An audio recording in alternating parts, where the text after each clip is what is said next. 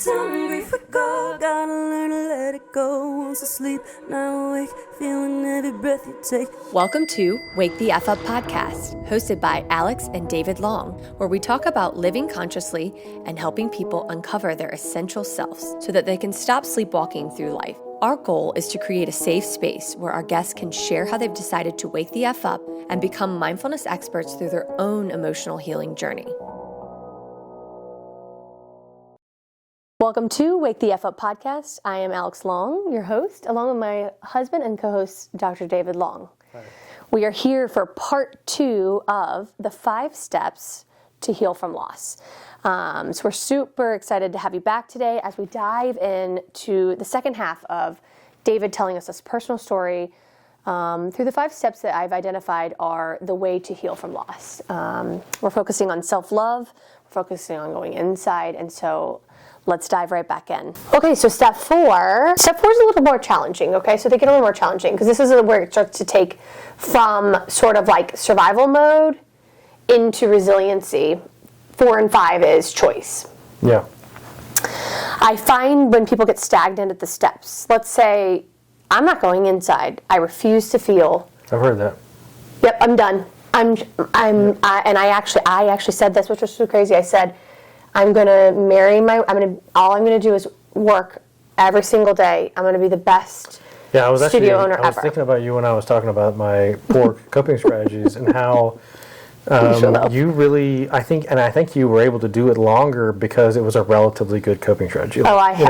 Moving your body and instructing, that is a relatively healthy coping strategy. And it really, until we started dating, it was doing relatively well for you. Now, when we were started dating, you were, at least from a third party point of view, on the rapid road to burnout. I was well beyond burnout, yeah. But faking it greatly. Yeah, I love what I do. We would talk on the phone, and I'd be like, "This level of intensity is not sustainable." But now I recognize that was your coping strategy. So helping others get healthy, right. I still feel an incredible impassioned fire inside of me to watching your best friend have his entire insides eaten alive by cancer. The most active, energetic person I know, he was on fire for his life. And to watch that energy be ripped from him, it made me even more hungry to keep teaching people how to take care of themselves, because I kept thinking, man, maybe if we pay attention, we can stop this disease state before it begins. Like, could he have recognized his cancer had he have slowed down and paid attention to his body? He was busy in his work, which was a little bit external, right? Pilates, which I love to teach, classical Pilates, let me be clear, is repetition and it's internal. Well, it matters. The reason it matters is because it's the true method of Joe Pilates. First of all, of course, I know, but like, if you don't have the repetitive piece, you won't go internal. You'll be doing a different thing every time, and it's still great exercise, but it's just different. So the repetition piece that I teach, which is classical Pilates, is crucial because that's how when you know sort of your sequencing, that's when you're like, oh, my body, right? You're in your body. This is the point. The point is, I was on fire for my work, right. and it also gave me a method to be alive and empowered and help and feel something and watch somebody else live, even though I was slowly dying on the inside personally. None of that in and of itself is bad. It was just a matter of degree and speed.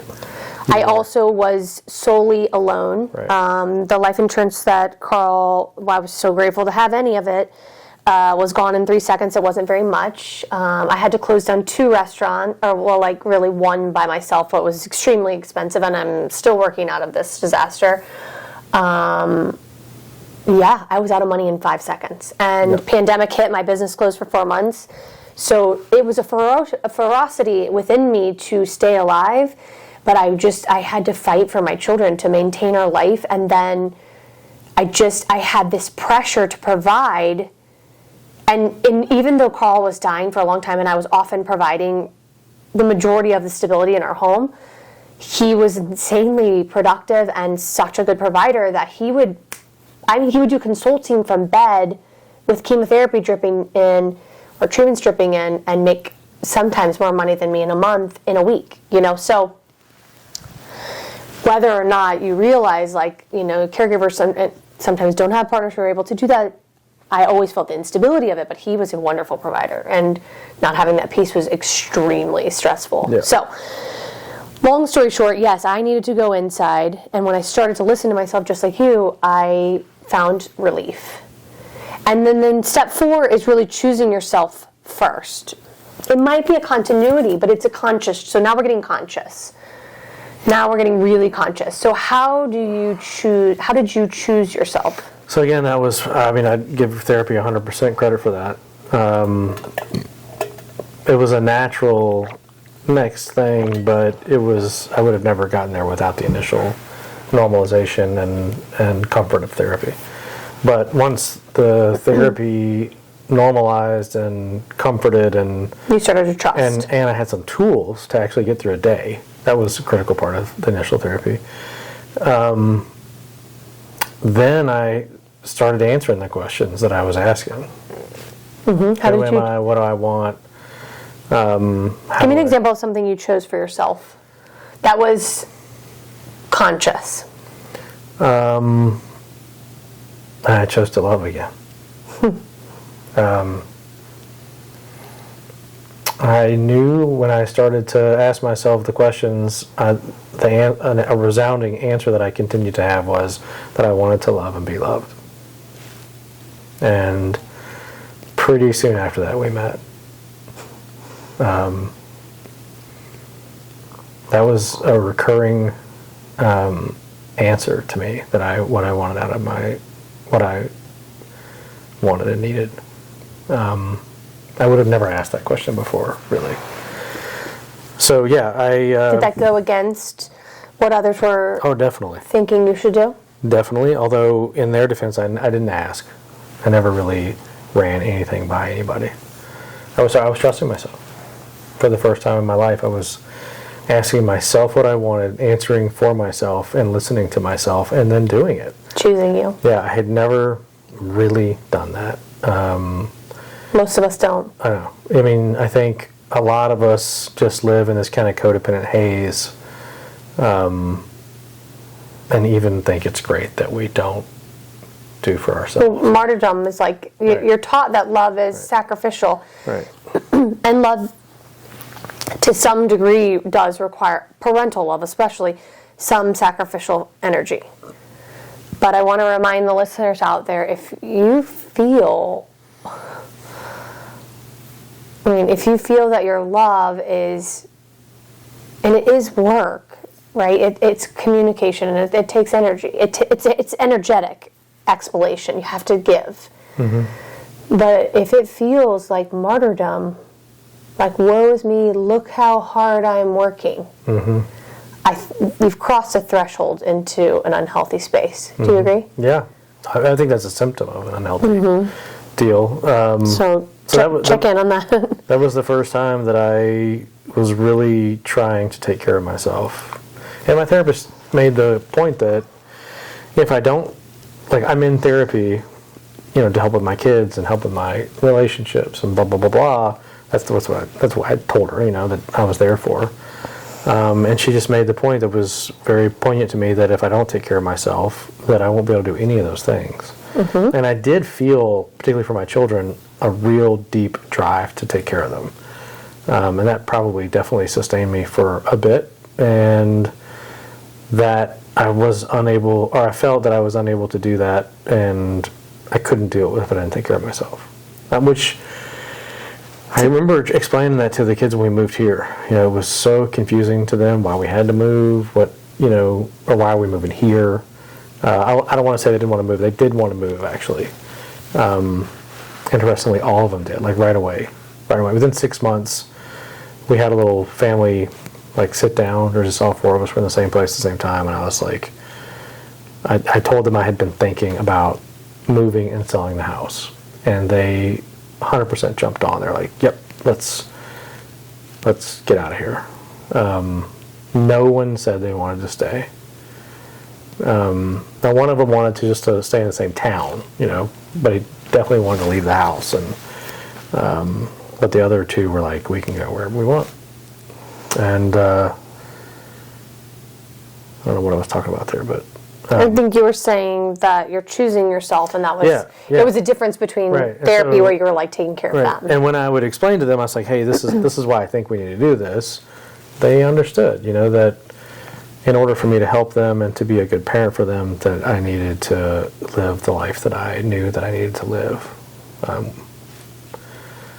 Which choose you is an active step, okay? And this one requires a lot of where I reach out if you're looking for coaching of any sort. We'd be happy to help you, and there's a lot of resources out there in this part where you may need some mentorship to get through, like, whoa, I want to make this big decision that's, people always fight against you making any big decisions in the first year after death. I don't know who the hell wrote this magical rule that means nothing.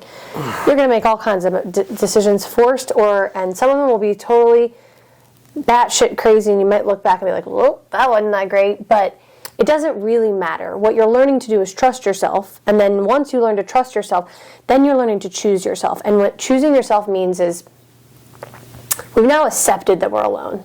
We've now accepted that we're different. We're isolated. We're not going back. We can't. We've gone inside. We had to be mindful and pay attention, or we would have died or drowned from this grief or shut off. And if you're still out there trying to love and be in community and connection with people, you can't shut off like that. If you've gone inside and decided to shut down, I encourage you to open back up, right? That's not the best sustainable choice. You will get through, I promise. It'll be okay. It's not going to be perfect. You're going to never stop feeling the grief. But you can find healing, resiliency, and love, and maybe not love with another person. Maybe that's not for you. But love for yourself, which will sustain you, and there's so much to life. And I think choosing yourself, one of the most empowering pieces for me, and I'm not sure if it's watching my best friend die so terribly. It's I never want to take for granted that I still have life in me. Yeah. He didn't get that choice. Betsy didn't get that choice. And we are blessed to be in this space breathing. It is hard every day. Sometimes you want to go up to wherever they are and shake them, and like, you fly down here and deal with this painful thing. But the reality is we are present to all the beauty and all the pain and all the joy of our lives, and it is a gift. It doesn't always feel like that, but it is. And you have to choose you. You get one life. We learned that. And everybody who's lost somebody, who's been through a massive shattering, is aware when you look back and all these regrets and resentment and all the shit that you lived with in the past that maybe you were trying to push away and hide and make better and put under a rug. Choosing you means the outside doesn't understand me anymore. Maybe they never really did. They loved you. They loved the you of the then. You're the you of the now. And the truth is, no one can live your life for you, not even your spouse. So you have to choose yourself if you're going to be awake, which is literally the name of our company, and you're going to heal. You have to love yourself enough to say, I am worthy of love. I am worthy of this life. I have life in me for a reason. There's a purpose behind what I am doing, and I have to go inside of myself and choose it. And it's really, really the best gift you can give to your person who's passed away. It's the best gift you can give to your children. It's the best gift you can give to yourself if you've been in a divorce, if you're leaving some kind of abusive situation. Whatever your shattering is, the only way that you can continue is to be alive. And that means you've got to live for you. And the rest of the world will always try to tell you how to live your life. Yeah, that's a fact. Yeah. If you stay quiet, someone will tell you what to do. So unapologetically, your choice to choosing you was you just started to make choices without anyone else's approval. That's right. How did that feel? It was exciting. There was some anxiety, for sure. Of course. But I felt like, I remember the first time that I drove to New Orleans to meet you. It felt like I had never made that drive before, which of course I had driven that drive thousands of times. It felt exhilarating. I was nervous to meet you and see what you were like and all that kind of stuff, and hope that you liked me and stuff like that. But outside of like the normal dating anxiety, it felt really quite wonderful. And there was never a question in my mind that I needed to do it. I knew I needed to do it. I needed to meet you. I needed to talk to you. For me. Mm-hmm. I felt the same way. And I actually was petrified. I still wasn't necessarily totally choosing myself. I would oscillate between choosing. I would choose myself, okay? I would be dead afraid. I would choose myself, but then I would second guess myself. Yeah. So that might be like more of a female-minded thing. I just like, oh, the voices in my head be like, oh, what if somebody sees me and I don't know, I shouldn't be in love this soon, and it's too soon, and what, am I crazy? Yeah. Like I definitely second guess and gaslight myself a lot. No, I've had several major decisions that I've made and since that time without consulting anybody. Yeah, it's powerful. Without self-love and self-trust are the same thing. Yeah, it was very and still is. It still amazes me that I can do that, and that I just never thought that I could before. I never trusted myself to not make a move without just serious consideration. And don't forget step one, when you've been abandoned and the shattering of the self happens, it is the deepest loneliness you will ever feel, and therefore you actually are really only alone in this world. And at that point you're like, everybody else is never going to get me anyway, and so you just make these decisions that are powerful. Again, I don't want to over harp on this and be told to kick rocks again, but I think this is the potential pitfall of over involvement and over planning in your kid's life. Right, if your kids are your only life or only piece to your life, they're going to leave at some point, hopefully. Right, but they might not. So even if they leave physically, they might not leave if you have held such tight control over them that they don't feel comfortable not leaving. Then something happens to you, and then they're in a bad Exactly. spot, right? So, and then you can have a child that doesn't have any skills to trust himself if you have made all his decisions for him his whole life. Yeah, totally. And this is universal. So again, I'm talking to a griever, I'm talking to a widower, but this is universal for loss, remember. So yeah, and that's a different podcast for a different day, but I think that it goes really nicely into step 5, which is return. Yeah, well, I think the thesis is that the truth is the grief has nothing to do with the fix, with the solution. The grief is in you forever. Right. And it's all it is. It's never going away. It's just a mechanism for this process. That's it. It is. And you have to consciously choose to take care of yourself and choose yourself first. And it's frankly a pretty terrible mechanism. Like, it's very painful. Grief. Yeah, I would love to find a way to do all of this stuff that we've done without death. Yeah. Agree. And that's what we're hopeful for the listeners out there. It's so painful. And it's so raw that it forces this impassioned belief behind the one life to live and the evaluation of what you have and the gratitude. It's powerful, meaningful, and probably necessary for a lot of things and a lot of people, but it is extremely painful. Yeah, we just don't wish this upon anyone. Pain like I've never felt before or since. Well, that leads us to last step. We're running a little long. Oh, sorry. No, this is heavy stuff and it's big, so it might be a 2-episoder. But step 5 is return to love. Yeah, that's a super interesting step. And actually choosing yourself first, the step prior to that, you chose to love there. Yeah. You returned to love in your mind there. Yeah. But how did you return to love? And let me be clear. Let's start with return to love to the self, because I think it's important that we don't. It's personal when you want to return to love to another romantic partner potentially. That's what I was thinking as well. But I would say that I began to return to love when I started to work through the reasons that I had left the love. Inner child work, I guess you'd call it. Mm-hmm. And maybe some people don't have to go that far back, but I did. I had to go all the way back to a time when I did trust and love myself.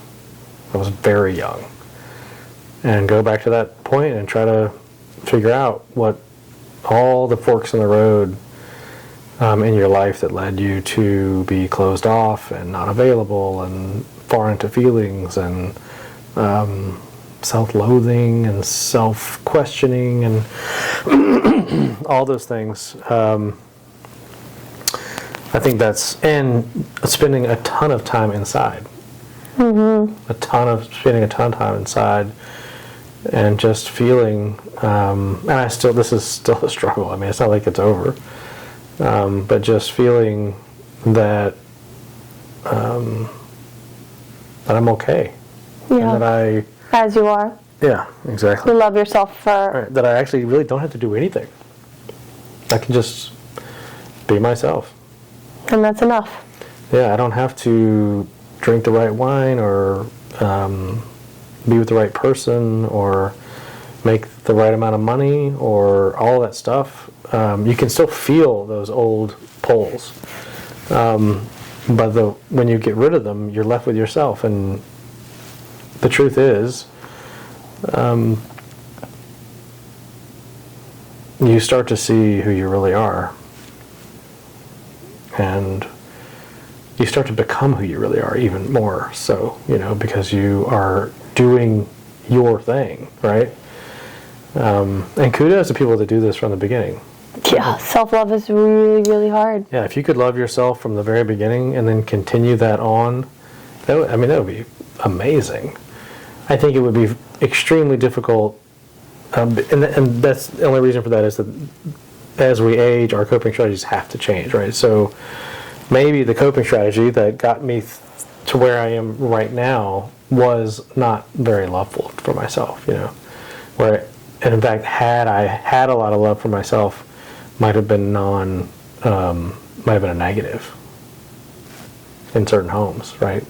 I don't think so. It can be. But I think what you're saying is you're grateful for where you are today, that the path that you were on, although it wasn't full of a lot of self-love in the early years, right, and maybe even prior to Betsy's death. Well, I was thinking back to, this is like, I don't know if it's relevant at all, but like a gap year, So my son... But again, you're talking about productivity, which I think is a male perspective. No, I'm saying that if I would have even questioned that would not have been acceptable. I would never have been able to ask, wait a minute, you know what, I just need a little time, maybe another semester in college, or a year between high school and college, to at least wonder about what I want to do, who I want to be. That was not allowed. That was not... But that's not you had you have chose yourself in that scenario, right, you may have had some rupturing of relationships. It would have been hard. That would have been really, really hard. And I think what you're saying is, man, if I had loved myself enough to take a gap year, that wouldn't have been acceptable. No. Saying what you needed in your life up until this point has not been acceptable. And actually... Even now, it's not... Not acceptable now. Yeah, right, exactly. So if you're out there and you're choosing yourself first, and then you're going to make a conscious choice to return to love. For me, that means a lot of things. Choosing yourself first is self-care. It is the repercussions and the manifestation and the belief that you are worthy enough. It is the beginning of self-love when you choose yourself first. And whether or not you can say, authentically, it's really hard to be like, yeah, I love myself. I'm working on that every day, believing that I'm worthy. But what if we don't say, I love myself completely? We say, I'm going to feel and reach for peace and safety. And when we met, oddly enough, there was this... Gosh, it was I felt like I always say this metaphor, but when we went to the Bahamas, we got married in the Bahamas, and the smell and the vibes of this just island was so chill. My life, maybe forever, prior to being with you was 180 degrees away from that feeling that I felt on the island. That's how I felt when I was with you. It was like my entire person was on vacation all the time. I felt the same way. And when I got it, it's like when you go on vacation, you're like, let's just stay here. Or a retreat. Like, I think people sometimes go on retreat and are like, a yoga retreat or something, and you're like, why can't I just live here? That's the kick. And I just couldn't go, I couldn't get, it was like a drug, I couldn't get enough. And what it was it was safety, and it was a deep connection. And you saw me, and you made me feel alive and lovable for the, and I was so in self-loathing, and there's a fear when you're in the loss that you'll never be able to love again. And that's why the step 5 is so important, to return to love, because love is while we're alive, I believe. I believe we're here to love. I believe we're here to connect. I believe we're here to energetically love something, someone, something, anything. Yeah, I'll give you connection for sure. I never believed that before. I thought that actually that was probably false. I thought that actually we were meant to live alone. Well, I think it can be love for the self. Like, yeah, it doesn't necessarily have to be another person. But no, I didn't think that connection was a requirement. Now I feel that I was probably 180 degrees wrong on that. That I do think we need a connection. And I think that once you connect with yourself, the connection to the outside world comes like that. Exactly. There's no significant transition between you connecting with yourself and connecting with others. Well, despite your previous instinct to the purpose of the world is not to connect, there is an extreme amount of science that the purpose of humanity is to connect. And in fact, we are wired for connection. We're super social. We're wired for procreation. We're wired for connection. We're wired for sex. I don't know if that necessarily means love, but we are wired for love. And I will just say that I'm going to just spell it out there. If you're out there and you have lost your person and you're thinking about internally returning to love, and you've done this work, like you're trusting yourself, you're making choices for yourself first, you're going inside, you can't listen to the outside world, but you're too afraid to take the next step because of lots of reasons, right? Like, hey, there's a massive risk you'll lose again. Yeah, I did think about that. There's a risk that the person you choose will be wrong and will tell you you're not good enough. Yep. Repeat the steps. I thought about that too. Go back inside and keep listening to yourself until you get it right, until you believe that you're worthy and you love yourself and trust yourself enough to say unapologetically, I am going to be loved and love in whatever capacity that is. Maybe it's just the self for now, but if it's going to be another person, I'm going to love in the way that the inside of me feels love in full vulnerability, as Brene Brown would say, like where you are fully exposed and yourself. Widows have this curse blessing that it's almost hard to hide anymore because you're too tired. But so you want to love someone who will love you for who you are. Don't go back to hiding patterns and expect the same results. It's not going to happen. Yeah. And so returning to love, I'm going to say this, like actually healing from loss, the greatest way once you walk through some of your own healing is to love someone else. Yeah. You will never not love the person you lost. It's the ultimate thing. It is, and it's the highest expression, I think, of love that you can give your spouse who's passed away, which people will maybe not understand that, but I am saying that I am here to love. I am meant to love. I'm meant to be loved. Carl, thankfully, was such an angel and blessed me with the constant telling me he wanted me to be married again and fall in love again. He wanted me to find someone to share my life with and father our children. And But even if that didn't happen, it's irrelevant. It's irrelevant. Again, and let me say this: you can love your person who's passed away, but they cannot continue to. They can continue to influence parts of your life. But again, remember you've been left by them. There's the abandoning. There's the alone piece. We have to actually separate them from the now, because that is the grief. That's the pain. You're not together anymore. And so the admitting of that and the going inside and the learning to trust yourself and then choosing yourself and loving yourself on the last step is myself no longer includes the person I've lost anymore. Yeah, in fact, and this will probably be very unpopular and you may need to edit the whole thing out. I don't know. But from the very beginning, and this is maybe multifactorial, other than the fact that you felt the same way, which makes me think it's not that unique. The legacy part of being a widow never felt right for me. It always felt unfair, forced. I felt no choice. All very bad feelings. I was like they wanted to put together this scholarship, at the dermatology thing, which is great. I'm for it, but they wanted me to speak at the little fundraiser for it, and I was like, I have zero interest. I am here literally trying to survive and trying to look in the mirror and figure out who the fuck I am, and I do not want to spend 1 minute dealing with the legacy of my dead spouse. Remember, that's choosing yourself, right? That's going inside. That's listening and trusting yourself. Right. That's great work for other people, in my mind. That's great work for other people to do. I think it's but it's not, in my opinion, and I'm sure there are exceptions. I'd love to hear the exceptions. There's definitely exceptions. In my opinion, that is not a great thing for a widow to do.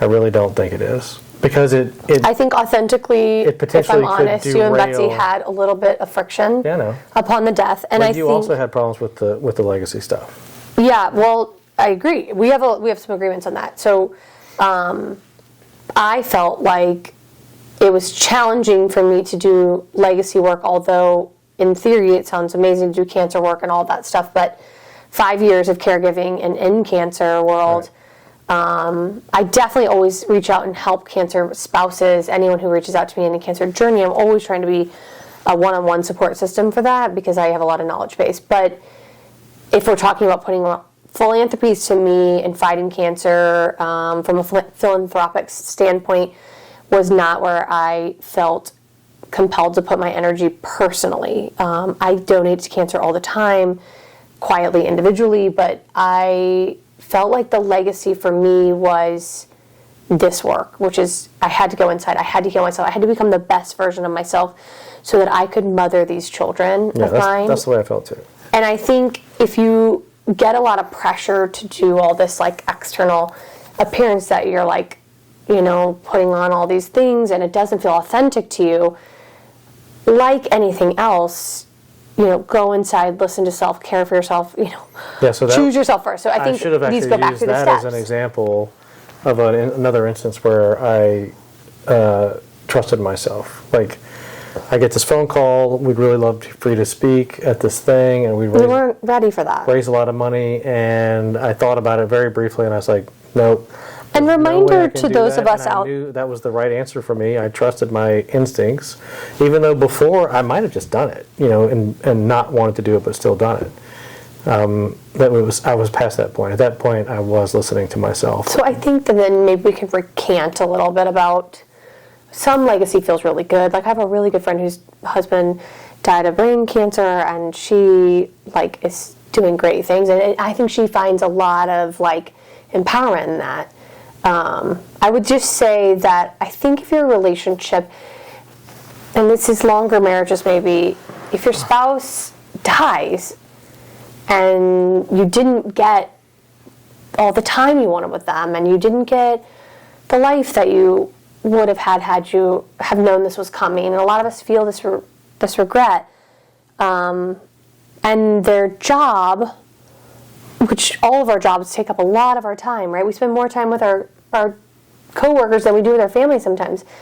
If your job took you away from your family, whether that be a positive thing or not for the person that passed away, just a gentle reminder. And I think we're sitting in the seat with David and I, who both had spouses who had jobs that were incredibly impassioned. They were amazing at their jobs, but their jobs took them away a lot, and that loss on loss, right, secondary losses. Well, that's the thing. You already feel abandoned, right? Right. So, and then you don't want to necessarily go back and be whatever. I'm going to open a restaurant. I would be the last thing I want to do personally, but I'm still a major foodie, and I still am connected. I'd like to hear the stories. I'm curious because I do know some widows do that, and it does seem to help them somehow. I'd like to hear.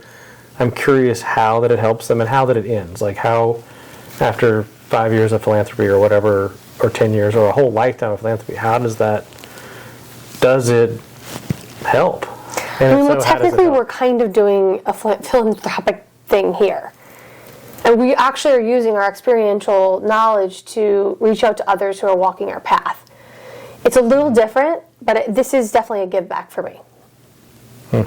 And I feel like getting people healthy and aware of their life and waking up is actually, it's sort of a internal contract for me to Carl.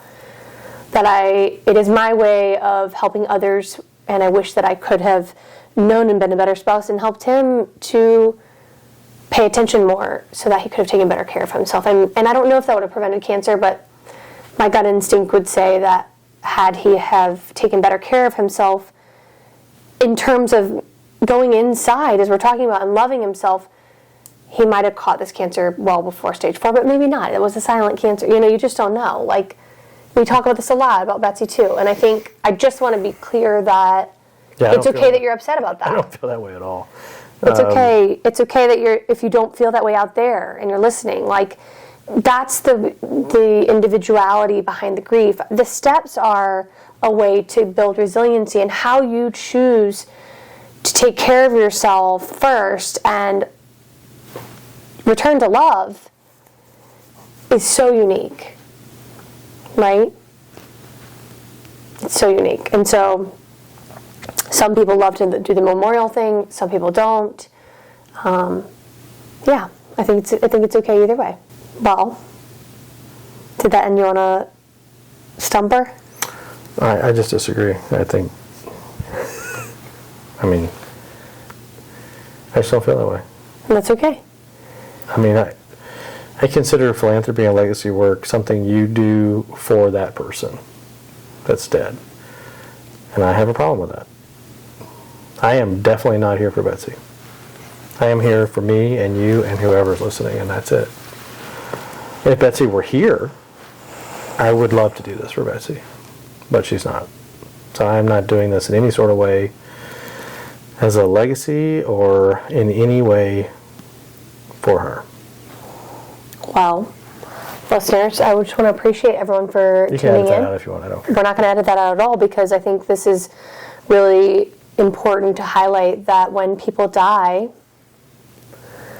it's an abrupt ending to a life that you had. And I'm going to speak on your behalf, which may not be the nicest thing to do. I'm sure we'll get some comments on that. And I'm going to speak in what I want to say is in a loving defense, potentially, for you and Betsy. I think when death happens, it ends. And there's a lot of lack of closure and a lot of doors in marriages. And I think that love isn't perfect. It's not always got a fairy tale ending. It doesn't always have answered questions. There's gray. Anger is a huge part of the grief cycle. And I think that forever there can be pieces of emotionality that you might hold anger with someone that you love who's left you with a lot of unanswered questions and a feeling of wish we could have had more connection, wish we would have had more time, I wish I would have said these certain things. Universally, I think we all feel that way. It's this ugly shit no one wants to hear who hasn't walked this walk. And you can feel his energy if you're empathic. And you can see his energy, that there's some anger still sitting under the surface there, and that's okay, right? Yeah? It is what it is.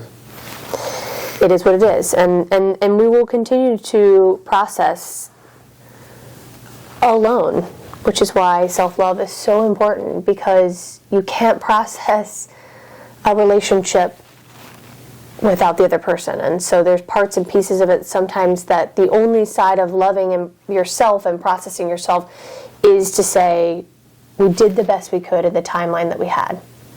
Yeah? With the knowledge that we had. Okay, well, I just want to say thank you so much. These steps aren't easy. As you can see, they drip a lot, and I really appreciate you, David, that was heavy to walk through all of that.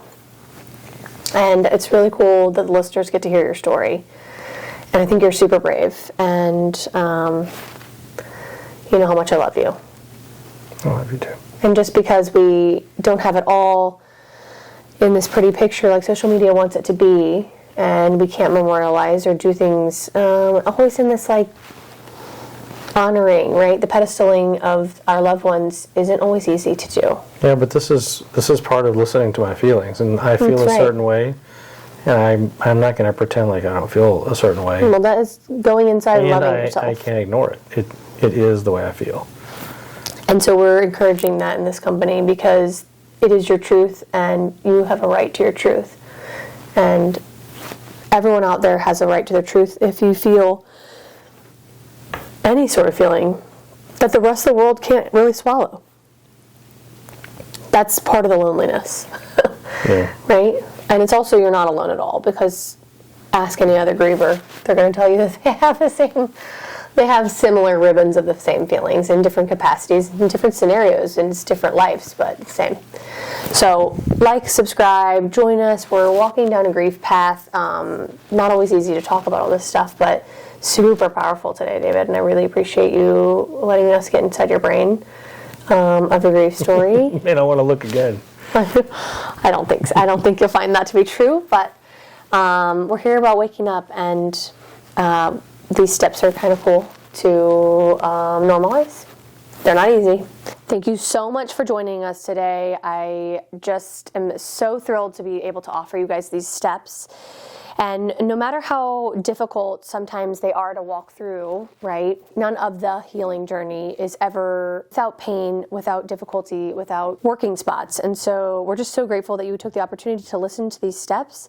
And a reminder that if you're feeling a lot of feelings, or this triggered a lot of things, a lot of resources in the show notes. Not everything is going to be figured out, right, all at once. So work the steps, and if you're missing something in the step, you might notice you go back to the steps. So thank you so much for joining us in the second part of Wake the F Up. And healing from loss is a lifetime journey. So we appreciate you showing up, and we appreciate you for giving us your heart today. This has been Wake the F Up podcast, hosted by Alix and David Long.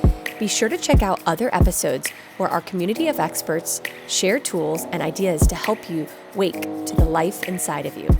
If you enjoyed this episode of Wake the F Up, please like and subscribe wherever you get your podcasts. Join the Wake community by downloading our app. Just search for The Wake Wellness in the Apple or Android App Store. And follow us on Instagram at The Wake Wellness. Thanks for listening.